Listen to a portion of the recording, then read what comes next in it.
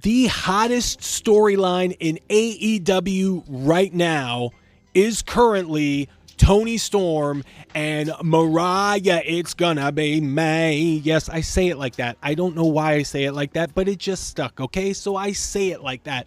But truthfully, this is one of the most intriguing programs that I have seen in AEW in recent memory. And to all intents, to all accounts, I must say I got to tip my hat off to RJ City, because he's apparently one of the main people behind this program creatively. And I have to say, I am drawn to the way this is played out, from everything for the video, in the back of Mariah May when she's coming out. I mean, that's amazing stuff. The promos that they're doing, they're cutting, the way that Toni Storm is slowly devolving into like a crazy person, like the single white female of it all. Like, it's really, really intriguing. I am at the edge of my seat for it, and I'm trying to figure out how it's going to end. So I'd like to talk a little bit about the way that this program is being set up.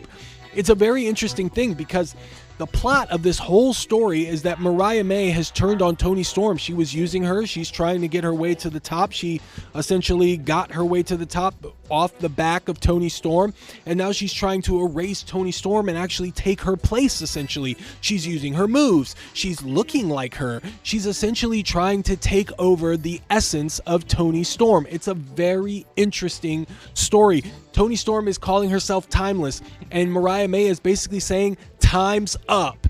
And oh man, I'm telling you, I'm on the edge of my seat thinking of the way that this could play out. What's going to be interesting is that at All In, coming up at the end of the month, you're going to be at Wembley Stadium. You're going to see Mariah going one-on-one against Toni Storm for the AEW Women's Championship. And in this match, Toni Storm is going to essentially come in as the heel. That's right. Like, the whole program, she is a beloved face. The crowd loves her. The crowd is finally embracing her. And the crowd is upset that Mariah May is trying to take over everything that she's worked so hard to achieve. All of her awards that she's won, the championship that she's won, the adulation of the fans.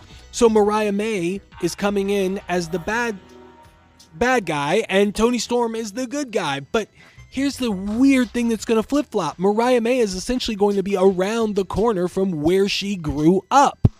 That's right. It's going to be her hometown. She's going to have home field advantage. So whether or not she comes out dressed as Toni Storm was when she first came into AEW with the backwards hat and the leather jacket, or if she comes out as timeless Mariah, it's gonna be May, whatever she decides to do, she could essentially get the biggest ovation of anybody competing at AEW All In.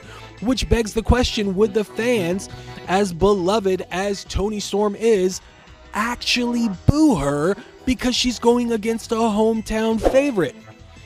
This is a very interesting and intriguing scenario that they have going forward. Now, AEW, for better or for worse, has essentially made their talent the Wild West. They're a little bit of everything.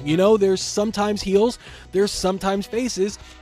Just depends on who they're wrestling or where their disposition is, what their attitude is like. There are some good aspects to that, I must say. Watching on television, it surely is intriguing, because I don't know who I'm cheering for on any given basis. I'm like loving the Acclaimed, and the next minute I'm like, yeah, they're pieces of shit right now. I fucking hate, so this is an interesting dynamic that they do with the talent. The one thing that I find to be on the interesting side is the crowd doesn't usually know how to react to any of the stars, because they're not sure if they should cheer them or if they should boo them, right? So in the independent scene or at smaller venues, the crowd will cheer for everybody because they're just happy to see them.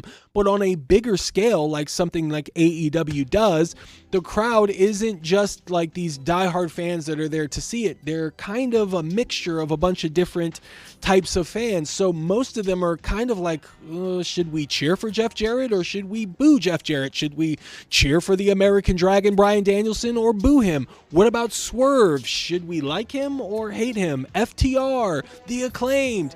there's so many different types of emotions that flow through the fans that sometimes they miss really important reactions. And a lot of professional wrestling is predicated on the reaction. You want to get a huge reaction from the crowd because it in turn interests the audience that's watching on television. It's a weird like osmosis type of thing. It's like when you see the crowd reacting and going crazy on television, you instantly want to be a part of that party. You want to be invited to that show. You want to be a part of the crowd that boos. You want to be a part of the crowd that cheers. This is awesome. You still got it. That's the whole point of it all. But if the crowd isn't sure who to cheer or who to boo, then they're kind of going to just sit there, and then it kind of paints a picture of the program kind of falling flat with the crowd. Do you get where I'm going with that? So the idea of tweeners being a majority of the AEW roster is definitely unique, something that I haven't seen, mostly something that I would see on an independent wrestling show.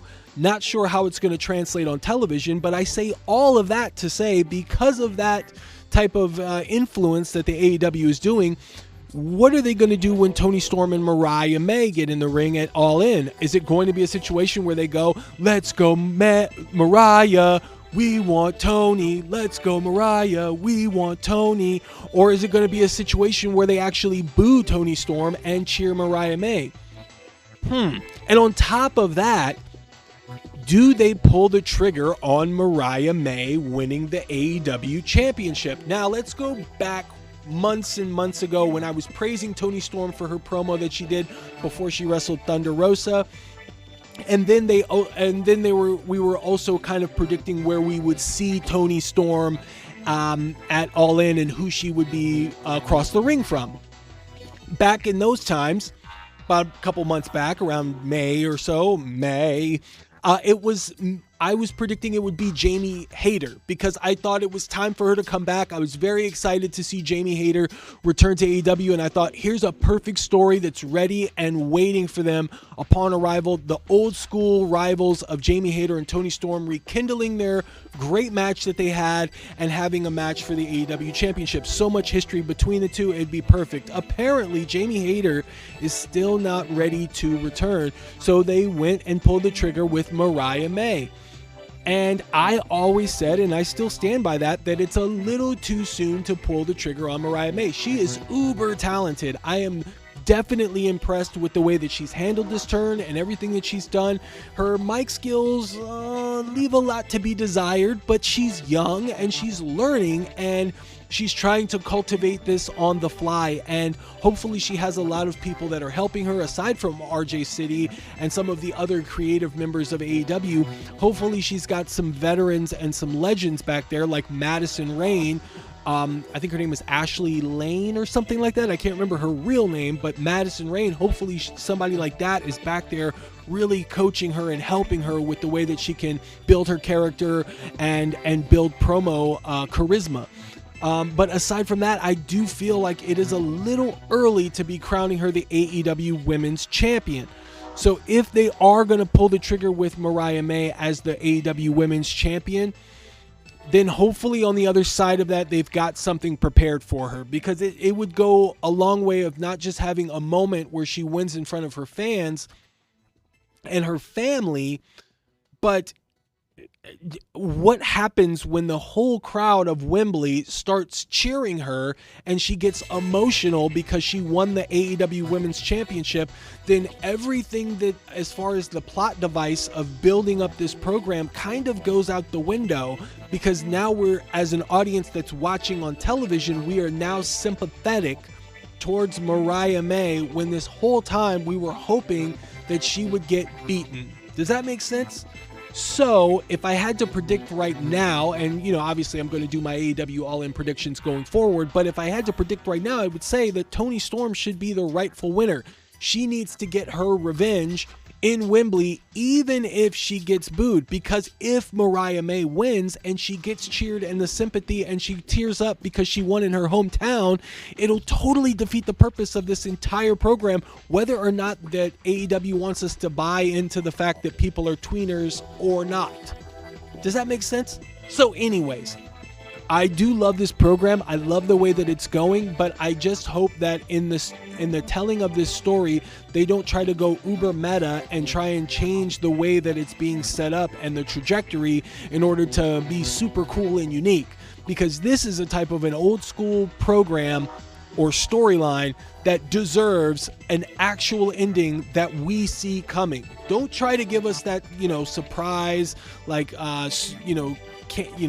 big ending that we didn't see coming, and an ultimate reveal that we were like, whoa, we didn't see it. Just play it out old school. Of all things that AEW can do, this is one of those things where, yes, telegraph it in a way that we totally see coming, because it'll still be satisfying to everybody that's been invested thus far. But what do you guys think? Do you think that Mariah, it's gonna be May, is gonna win at Wembley Stadium in front of her family, in front of her friends?